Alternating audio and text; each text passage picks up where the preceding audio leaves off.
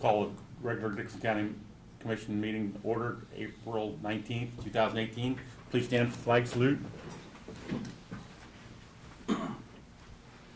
I pledge allegiance to the flag of the United States of America and to the republic for which it stands, one nation, under God, indivisible, with liberty and justice for all.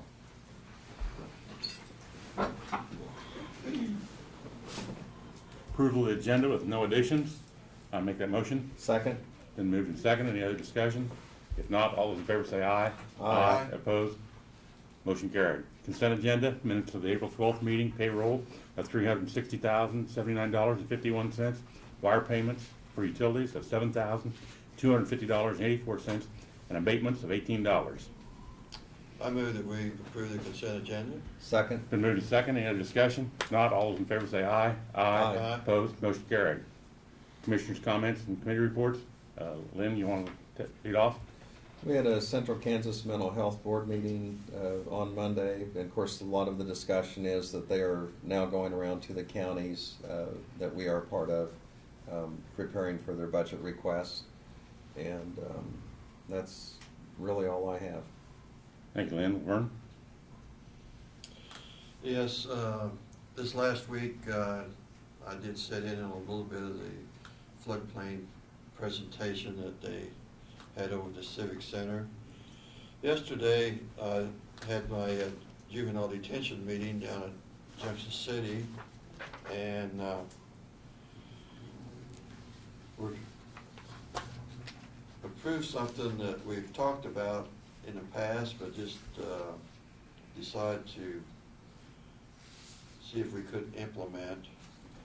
The number of juveniles over there, we're not having the numbers that we had before, and a lot of that is because of the Senate Bill 367 that kind of puts some restrictions on judges, what they could do, but there is a real need, apparently, for something that is called a secure care center. And this is also licensed through DCF, and we have in the juvenile center where there's a 16 cell pod, and then there's a 12 cell pod. Well, we're considering taking the 12 cell pod and making that what they call the secure care center. And apparently there's a lot of kids that just need a place that they can go,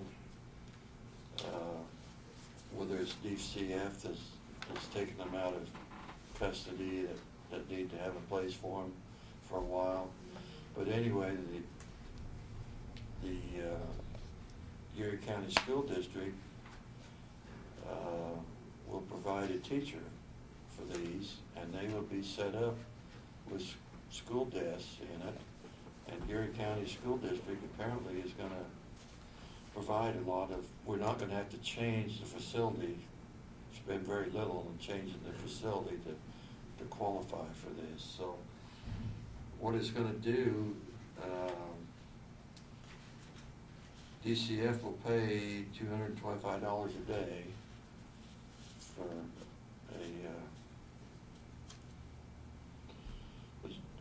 I'm not calling them juveniles because they're not juveniles. They're just kids that are in need of a place and that need a secure place to go for a while.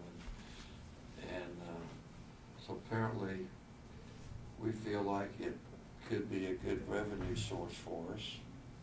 And if it all works out that way, you know, we should have extra revenue from this so that we don't have to maybe charge the county so much for the supporting the juvenile center. So anyway, we did give approval for Sean to go ahead and apply for this, and like I say, we're not sure how quick we can get it started, but like I say, we don't have to change very much in the juveniles facility itself in order to get this, so that it's in operation, and it would require a little extra staff, which is normal, but we can also, the qualifications on the staff is the same as what the staff is that's doing the juvenile center, so we can cross over with some of our other employees, so that we'd be able to share some of the staffing, is what I'm saying. And Sean and Brad have agreed to do whatever paperwork that needs to get done and those type of things, so. It's kind of a new concept. There's one of these secure care centers, I think, down in Newton. Like I say, there's not that many around, and we feel like maybe this is something that's going to be in more demand in the future. And if we get in on the ground floor with this, and like I say, we'd have the capacity to have up to 12 in it. So it's just, like I say, it's part of the facility that we don't feel we're going to be using for the juvenile center. So it looks like like I say, something that we're going to try to get started anyway. Also, I did attend the Greyhound luncheon yesterday at noon, and like I say, it's always very interesting to talk to those people, and like I say, there's the Kansas legislature, if they can get some help for them, I think there's some bills there in Kansas legislature that could really help the Greyhound industry if they get it passed. So that's all I have. Thank you, Laverne. Yeah, I attended with Laverne yesterday, the NGA. The numbers are down a little bit, but that's due to some litters not being as big and stuff. They're expecting to have a big run this fall. Correct me if I'm wrong, they had about $1 million worth of sales at their last sale last fall? The fall sale Yeah. was about $1 million, and this one they anticipate to be about the same. Which a lot of people don't realize, they do pay sales tax on those sales, so it helps the Dixon County and Abilene economy greatly. Brad will speak about it in his report to us, but we did go down to St. Joe and met with the Goldberg Group on the jail and remodeling of the existing courthouse. Randy Barton was in, our environmental service director, some of the work that's going on with him. I'll mention future agenda items right now. Lynn is going to be going out to the Ike Center to register deeds, and the treasurers for their meeting this Friday. And then we'll all be attending the KCCA conference in Wichita the 1st through the 3rd. Brad, anything you'd like to talk about? I see we've got quite a bit here. I've got quite a few things to talk about today, yeah. First off, the simplest is we did purchase unleaded fuel this week. The bid went to Robson for $2.14 a gallon, so we were due for a transport of that. So, as you said, Craig and I and John Goff did go down to St. Joe, Missouri last Thursday and spent Thursday late afternoon, early evening, and then Friday morning meeting with Larry Goldberg and Kevin Rost, and had a good meeting going over the drawings and the number of corrections and changes and amendments that we had given them to make, and things are progressing rather well. I did talk to Larry yesterday afternoon, and he hopes to have some estimate numbers to us here in the next few days, so once those come in, things will be able to move along. And we were primarily looking at the renovation portion of the courthouse and how that would lay out.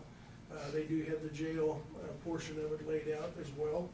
And so as soon as we get that, we'll be able to, and we're comfortable with those, we'll be able to make those public and meet with the department heads and make sure that we haven't missed anything. Along the same lines, I did talk to Bob Perry, our bond counsel, on Monday, and we discussed the financing options moving forward. and he indicated that the Public Building Commission is by far our best bet to utilize for funding of the project, whether it's renovation or the jail. Even though that, and then the question was posed to him, if we use the Public Building Commission, can we do that? And basically follow the same procedure we did last time, with the difference being we would not wait on a petition to come in, that you would determine that you want to go right to the election and give the voters what they indicated last time they wanted, that was their right to vote on it, so, and he thought that could be done. And so I do, at this time, I've got a PBC meeting scheduled for the 10th of May here, and it would be right at the conclusion of your regular meeting. And we'll take care of the annual business that we need to take care of, and then hopefully Bob would have the resolutions and paperwork ready to start that process so that you can get the election set and everything to Barb in time for the August 7th primary, so. And we'll have more to report on that, so. Representative Barker stopped by on Tuesday and talked to me just briefly. The bill that includes our sales tax amendment, along with Jefferson County sales tax amendment, passed the House. I'd indicated to you before, kind of got stuck up in limbo right now. It's waiting to go. He is hopeful that it will go in a committee, will grab it, and it will pass here when they return to session for the veto session, so. But with everything else going on, it just got got overlooked, so.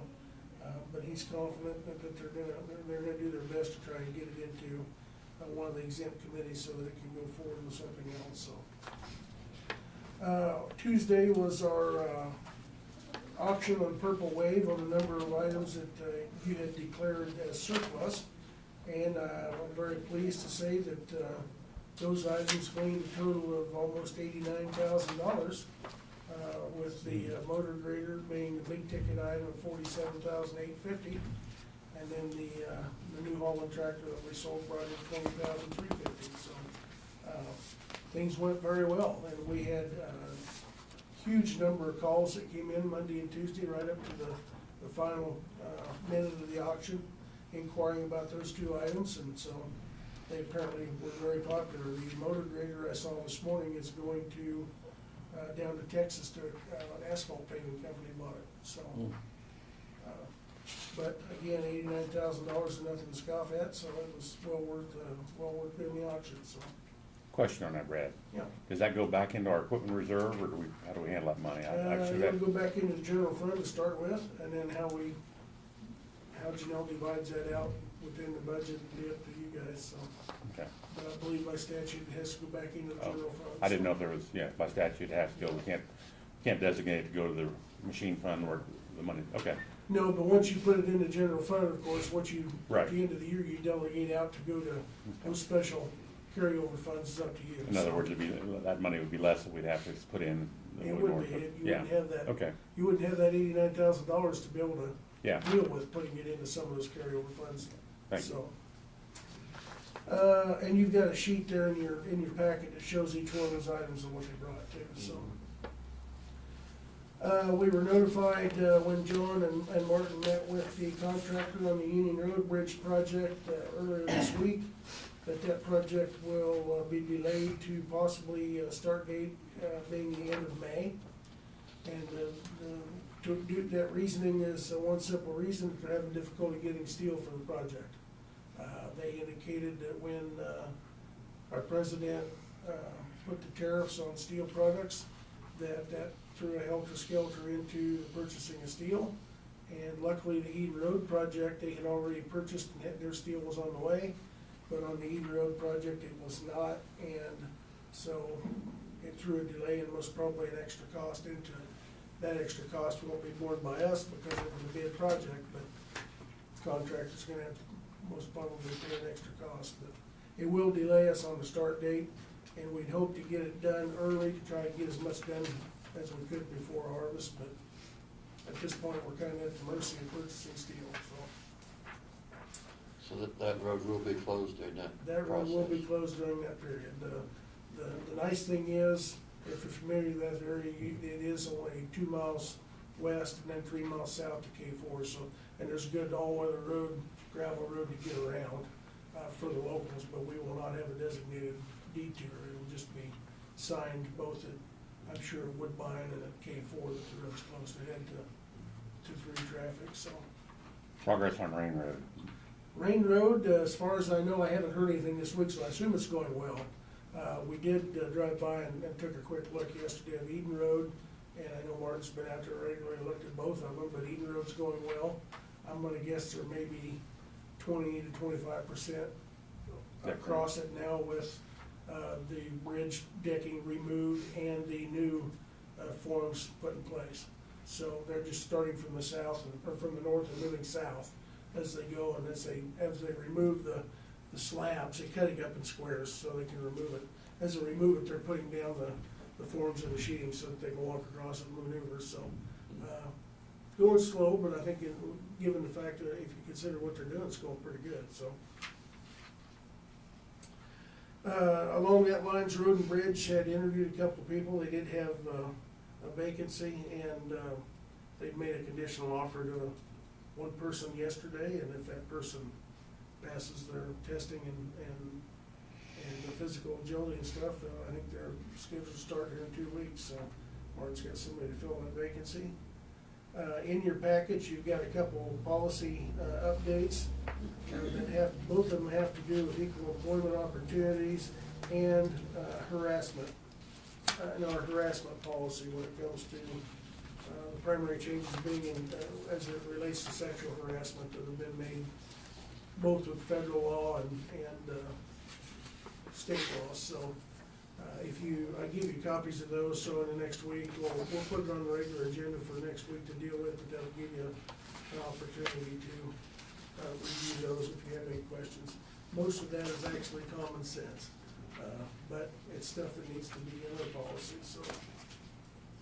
And then the last thing that I had, I gave you a last minute handout, it has to do with our courthouse security, and not to bring it up again, but I thought it was interesting, and I wanted to pass along that our security's been in place for 5.5 weeks now, and during that period of time, the guards have screened 7,149 people. That doesn't take into account employees and attorneys that have access to come around, or people that use the east door, obviously. Of those people, 15 guns were located and were either stored in the storage lockers or the people took them back out to their vehicles. 427 persons is the maximum that we've had in any one day, and the minimum has been 160 in any one day. And they're estimating that about 25 to 30% of those people that come through actually have some type of detection, the metal detector alerts, and they have to do a hand screening on them. So, the other thing I thought was worth mentioning is that comments have been made primarily by the treasurer's office that they have noticed in the last month, people behave much better when they know, and I don't know whether Barb can attest this or not, but that the people at their counter behave much better when they know after this has taken place. And there's been a couple instances where people were acting like they tend to act when they're here to pay their taxes or what have you. And just the guard hearing that and just stepping into the hallway and standing there tended to defuse the situation almost instantly. We did have a situation yesterday in Judge Sexton's courtroom where a person was sentenced to prison, and this person's, I believe it was a sister, certainly a relative, got very vocal and was ordered to leave the courtroom by the judge. And it got to the point, and I don't know exactly the details up there, but one of the guards heard Judge Sexton from down here tell her to leave the courtroom and leave the that floor. And so he immediately went up there and escorted her out, and she left. And then she came back in a few minutes later and wanted to know who she could complain to about the judge, and wanted the governor's phone number. And then she wanted to know when the judge was leaving and what door he was using. And so that message was given to Judge Sexton, and he said, that's fine, I'll use the other door.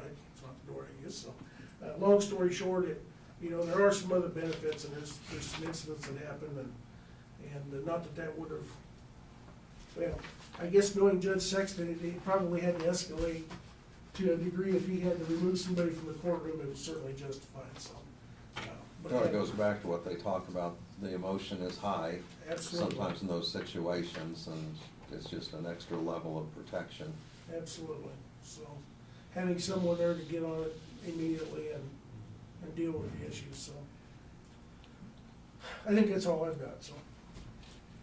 Thank you, Brad. Doug? Judge Sexton's one of the most patient judges, and so, for him to order the person out of the courtroom without, placing her under arrest shows a lot of restraint on his part, and realizes that there's a lot of emotion sometimes that occur with sentencing. We have also been working on the next tax sale, so those documents that pertain to the updates on the status of the titles have all been sent off to the two title companies in town, and we're expecting about any time to have those documents back. And there have been some who have come in, some taxpayers who have come in and paid that I'm anticipating will be removed from that list, and that's a good thing. But we're expecting that to come back. As soon as I have that paperwork back, then we'll begin to move forward on that process of moving towards another tax sale in 2018. That's all I have. Thank you, Doug. Notices and communications have I'm terrible with the names, P-U-G-H, Pew, Doug? You? We got a letter from them. Please find an enclosed copy of the par seat order of sale for the above reference case number. We'll give that to Barb and she can give that to Doug. Let me get. We have some papers to sign. Yep, I too. knew, I just thought about that, not many. Just a couple. Thank you, Lynn, for reminding me, set it up there underneath that. Introduction and consideration of resolutions, none. Unfinished business, none. Other business, none. I'll entertain a motion to adjourn. So moved. I'll second. Been moved and second, any other discussion? If not, all those in favor say aye. Aye. Opposed, motion carried. Stand adjourned.